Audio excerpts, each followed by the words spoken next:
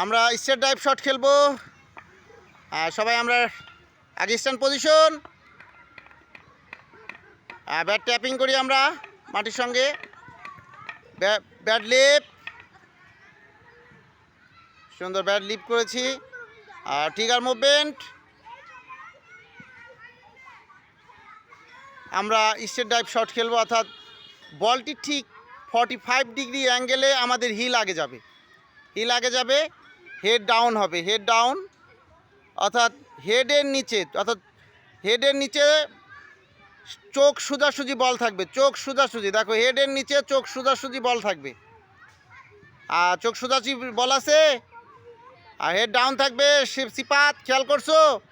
অর্থাৎ চোখ সোজাসুজি, হেডের নিচে চোখ সোজাসুজি বল থাকবে।